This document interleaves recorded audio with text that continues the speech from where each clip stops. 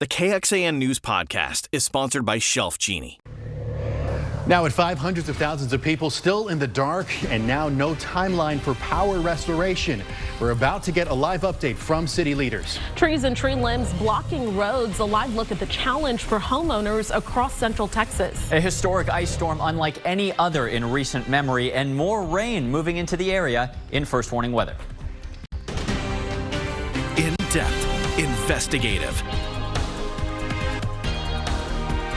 This is KXAN News. And thank you so much for joining us this evening. I'm Daniel Marin. And I'm Jennifer Sanders in for Britt Moreno. Nearly 150,000 Austin Energy customers still don't have power. And now Austin Energy says it will not meet its original goal to restore power by 6 o'clock tomorrow. Any moment now, we are expecting an update on the weather response from City Hall. Let's send it over to the mayor. The residents of Austin is going to be inevitable. But Austin Energy is in a position where it needs to give people clear and accurate information so that they can plan and proceed accordingly. So that is why we're following up on the press conference we had earlier today and be able to provide additional information and to answer questions that people we know have, people in the public we know have about what's going on. So as before, we have here with us the city manager, and we have the general manager of Austin Energy and the director of our water department, so that technical questions can be asked and you can get answers to those questions.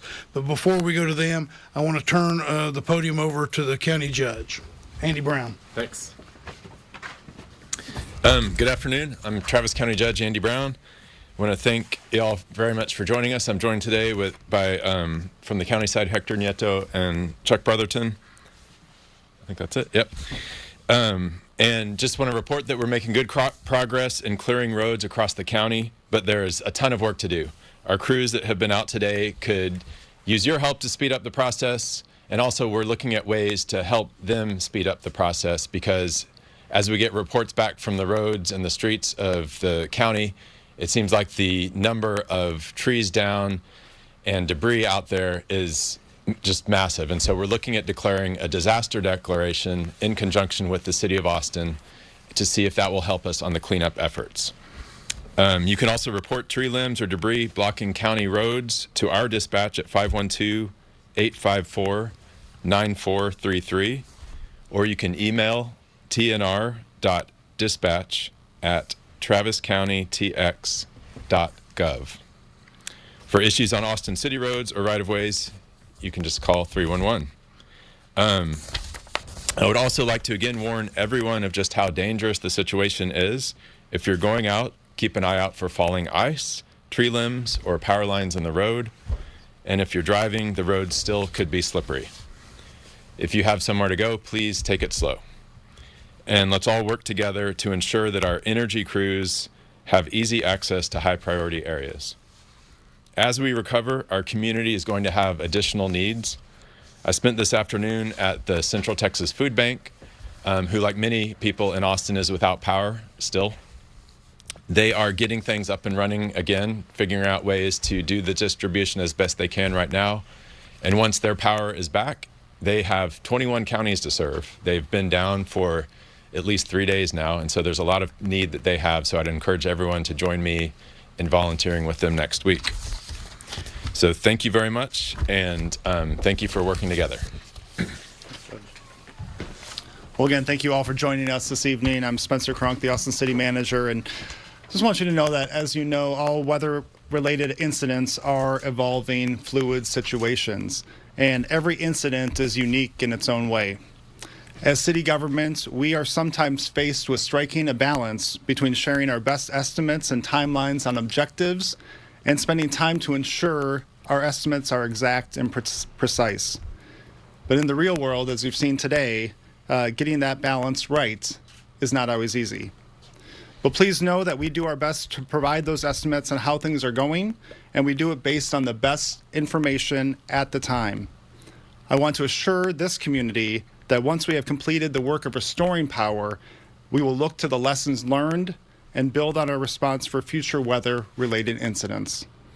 But since we last spoke, our staff has continued to work hard on restoring power, sheltering people, and keeping people safe. And we're here to provide updates on all of that.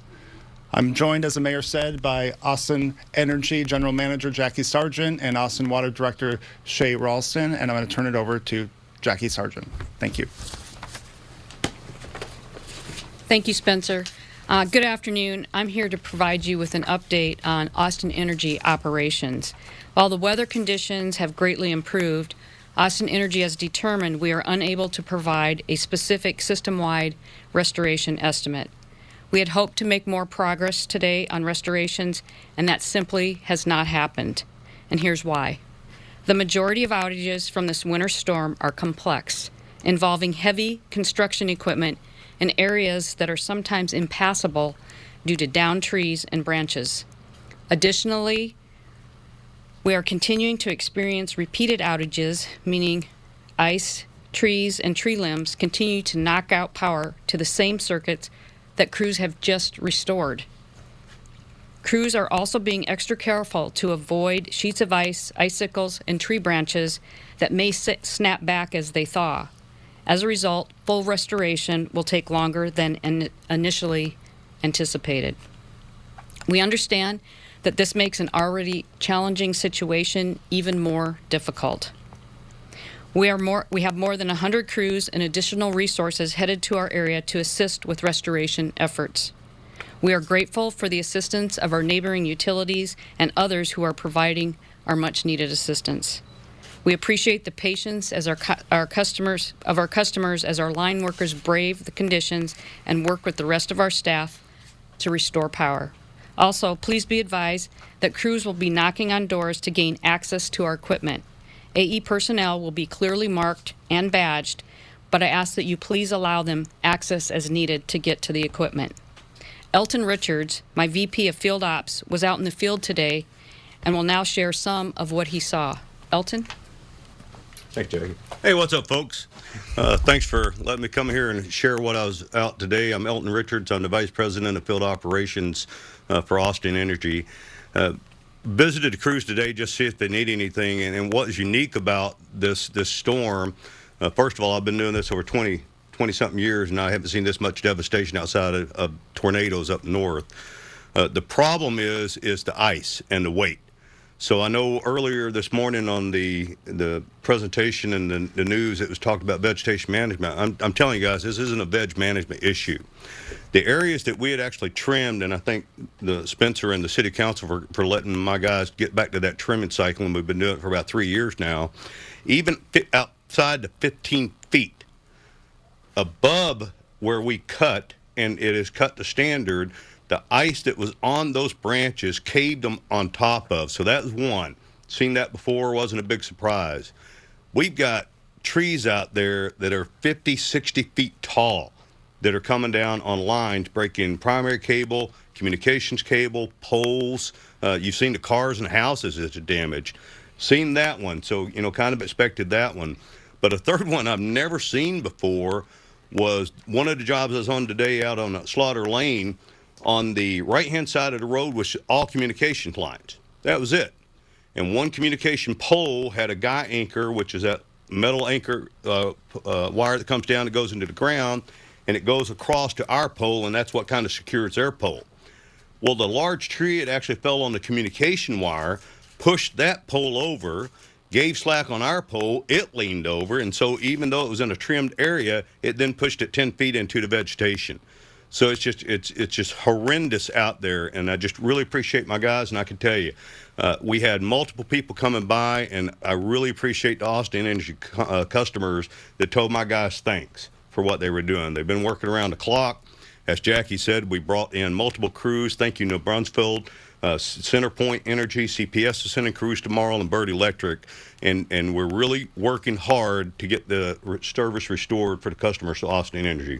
So thank you.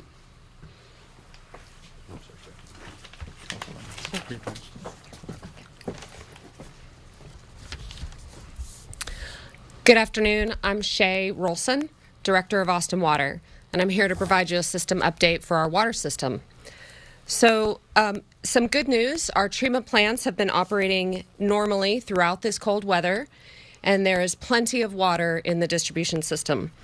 Unlike Winter Storm Uri, water demands have been in normal ranges, and we just have not seen the kind of breaks on the private side and the public side that we saw during Uri. So overall, water storage levels are healthy in the distribution system. So we have several dozen pump stations that we use to move water around our system so that the water gets to where the customers need it.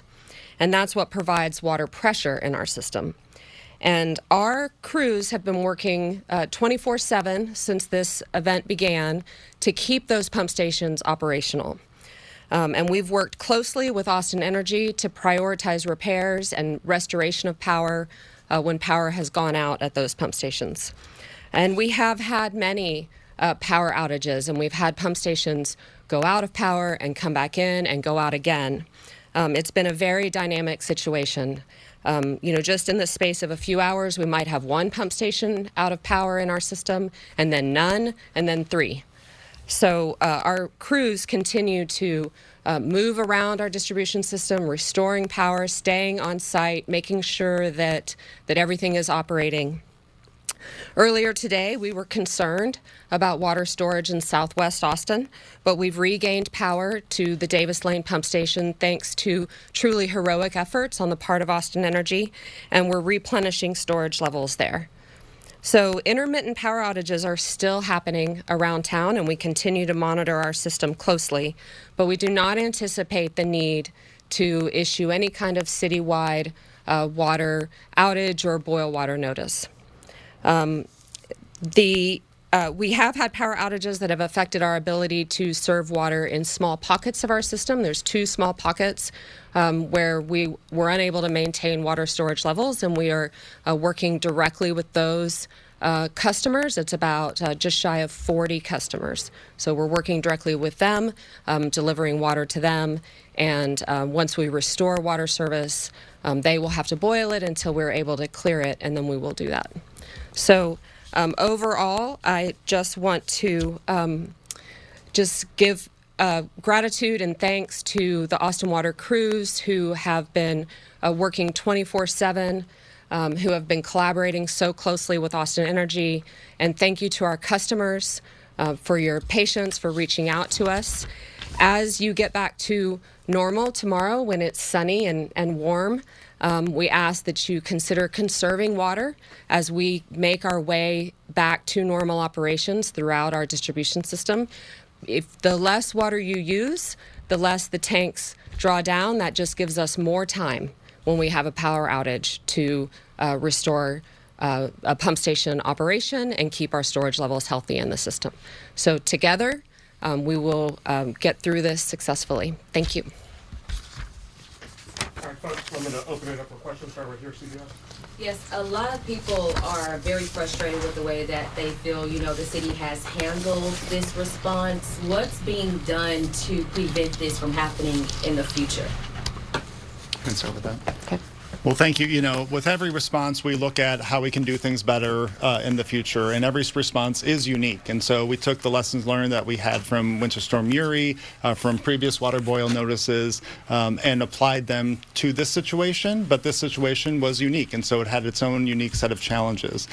We know that we'll be doing the same after-action reports and ensuring that we're getting as much information as we can in the manner that our community can expect that to do that. So I'll see if Austin Energy wants to add anything, but certainly we always are learning from these experiences so we can do better in the future. Can you go into detail about those lessons learned specifically, or?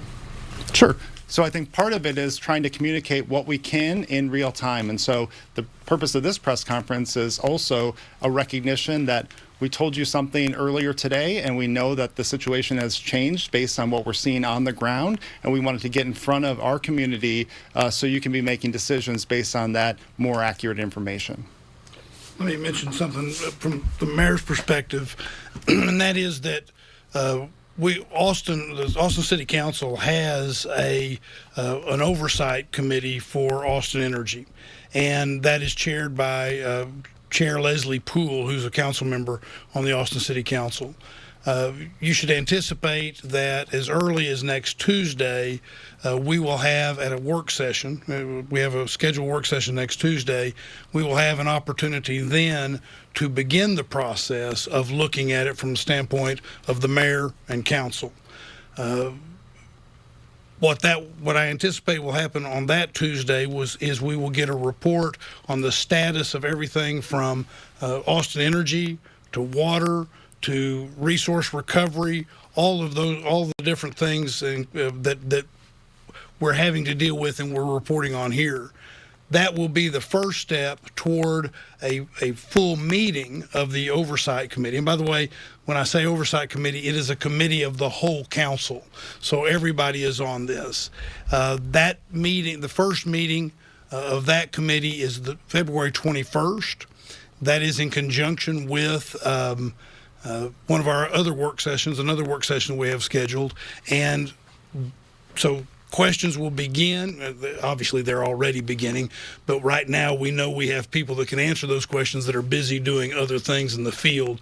That being said, Tuesday we'll start that process, and then we will have a more in-depth meeting on February 21st because we need to have questions answered, including how we communicate with the public, how we make sure the public knows what's going on, and how we prevent this sort of incident in the future. KXAN. I have a water question and a power question. I'll start with power. What's the average time it takes per fix on a line right now, given everything? Well, it's really a challenging question to answer, and the reason for that is because of the complexity of the situation and the obstacles and things that our crews are running into. So there is no average restoration time that we can give you at this time. Is it taking up to 6 hours at some points? Is there any kind of range we can get with that? You know, I'm going to let Elton answer that question because he's in charge of the field ops. Elton? Yes, ma'am. The problem with trying to give an average time is there's no average. And what I mean by that is if you take a circuit which goes from a substation through multiple subdivisions to another substation potentially, let's say you got 3,000 customers on there. It could be as simple as just a limb laying on the line. If it is, then the crew goes out, 30 minutes to set up, an hour to trim it, 30 minutes to make sure they're clear, and it's done. So a 2-hour job. Now take that same job with that same line, add a fully grown tree that goes into primary, breaks 2 poles and drops about 70 to 100 foot of primary. Now you're into 8 to 10 hour restoration. Then some of them are even more complex than that, and that's really what we're running into this one. Like I said, I've only been here 3 years, but even in Storm Uri, most of the damage was consolidated in one area when you talk about the circuit, that line.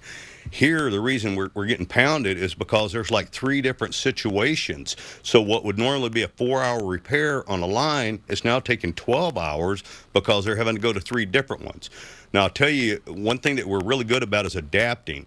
And what we've done in the past is we send a veg crew out, we do a patrol on it, they trim it, and then the crews come in to do the repair.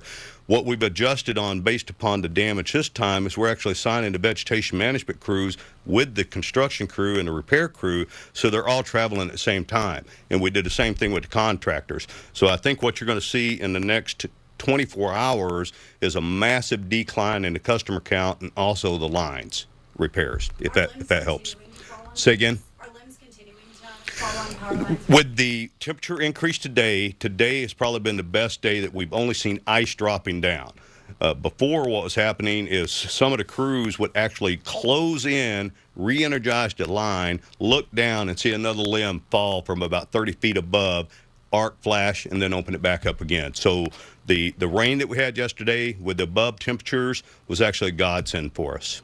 And then for Austin Water, you mentioned currently right now there's about 40 customers without water. Is that correct? Do we anticipate that number rising? What factors could contribute to that? We don't anticipate that number rising. Those are in small pockets that have small systems pumping into them, and so it's very specific to those particular areas of our system. What would happen if people don't conserve tomorrow?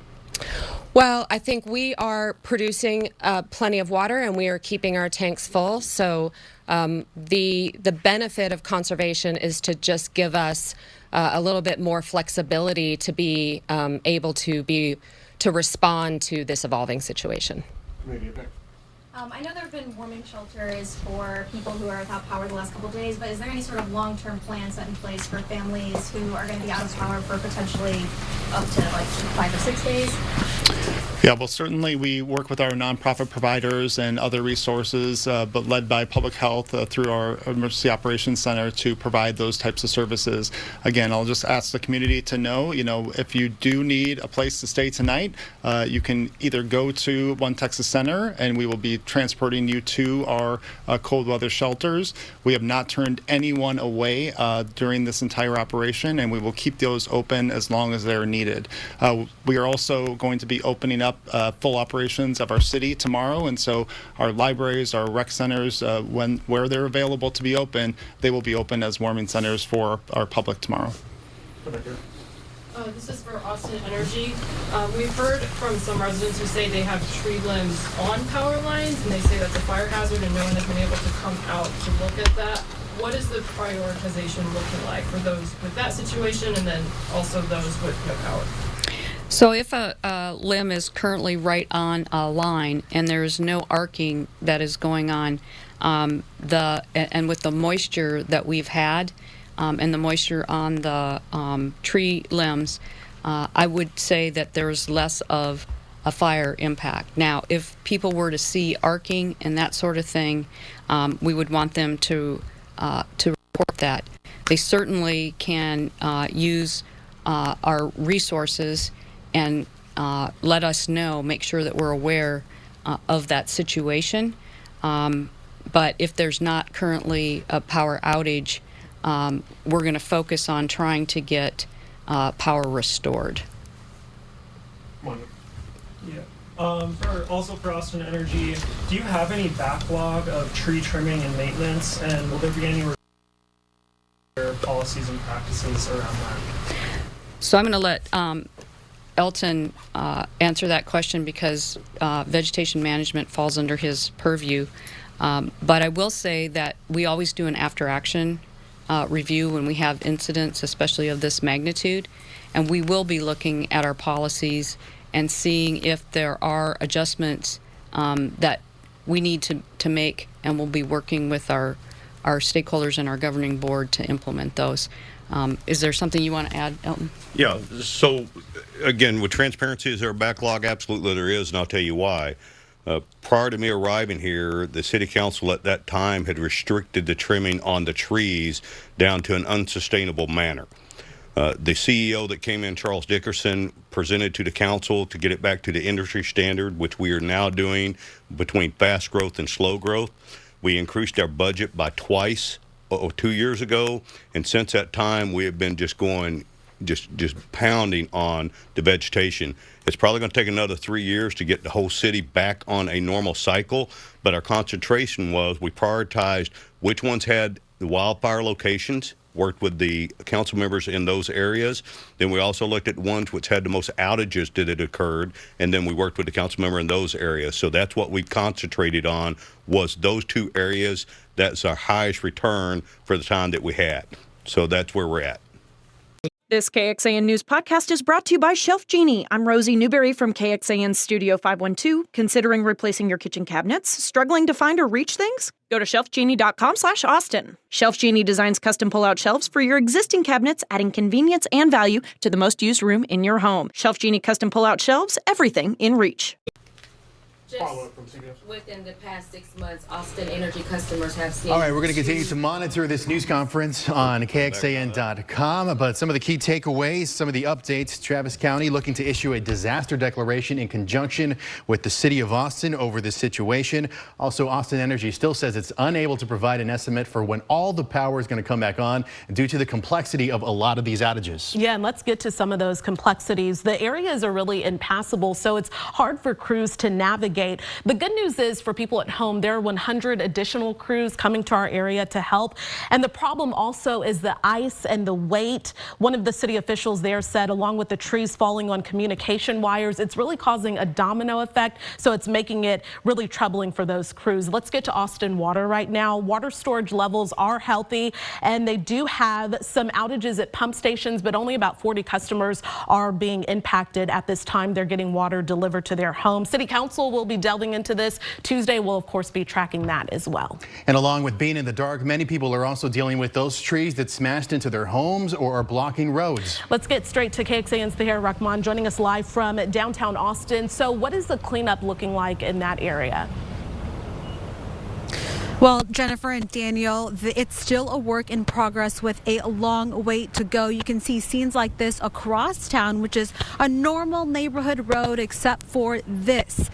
Fallen trees and tree branches, in some cases making roads completely impassable. Now, the city of Austin says they've gotten hundreds of calls already to clean up messes like this, way more, they say, than they did in February of 2021 after winter storm, and they say the number today may even be higher than they know about since there are so many reports that haven't even come in yet.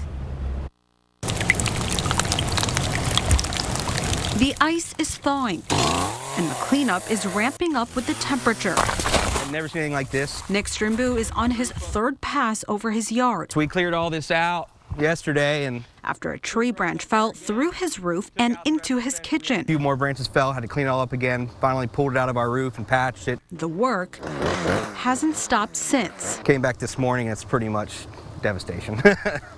It's bad. Just down Strimbu Street in the Anderson Mill area, more fallen limbs and even whole trees completely blocking roads. That's where Austin Public Works comes in. We're continuing to receive calls on a day-by-day, minute-by-minute, hour-by-hour basis. Reiner Hershaw says if you swerve around debris on a public road or find yourself having to reroute because of it, you can call it into 311. We prioritize those based first and foremost on emergency status, making sure that we're getting out there to the obstructions that are going to cause the greatest potential harm. He says they've got more than 100 staff working on more than 800 requests so far. We think that this will be a multi-day, possibly week-long process. As for his property, well, Strimbu says he'll be breaking through the ice on his own. Put the boots back on and get back to it. I mean, what else can you do? Now, Public Works will only pick up these kinds of messes if they're in the public right-of-way. That means roads, sidewalks, urban trails. But Austin Resource Recovery will help you get rid of your debris if you bring it to the curb and then call 311. Jennifer, Daniel.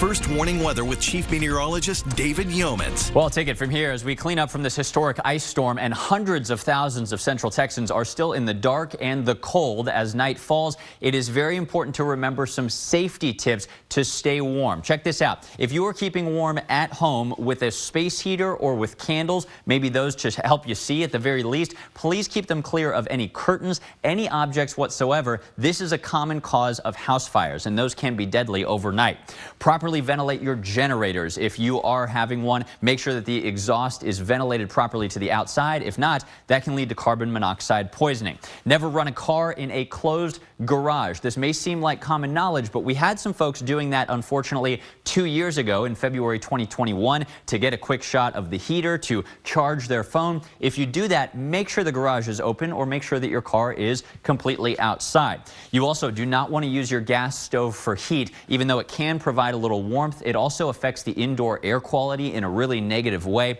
and you do want to go somewhere warm if possible. Family, friends, if you're lucky enough to have those options, go now. The roads are clear, and if you're without power, there's really no reason not to.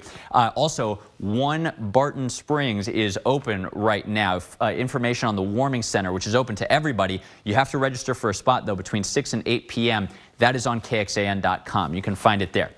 Okay, don't be alarmed. We have some rain moving in, but it's just that, liquid rain. We haven't seen anything but ice from our Austonian weather cam since Monday afternoon. Here it is Thursday evening. That thankfully melted as temperatures reached 40 degrees. This concluded a 66-hour stretch at or below freezing. We rose above freezing at 4 a.m. today.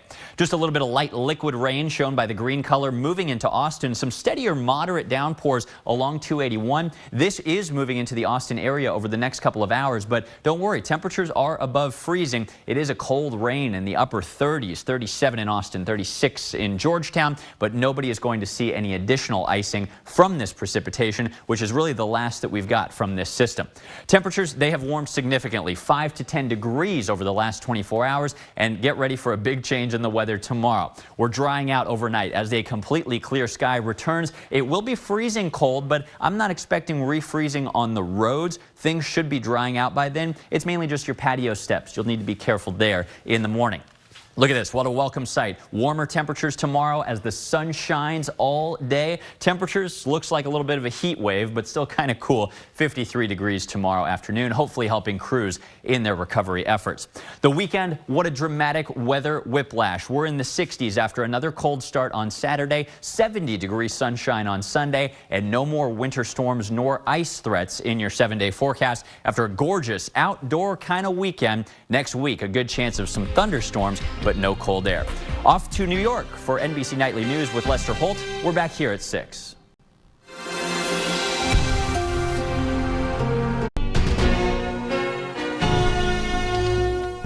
Thanks for listening to KXAN News Nightly. You can also listen to KXAN News Today every morning for more in-depth coverage of what matters most to you.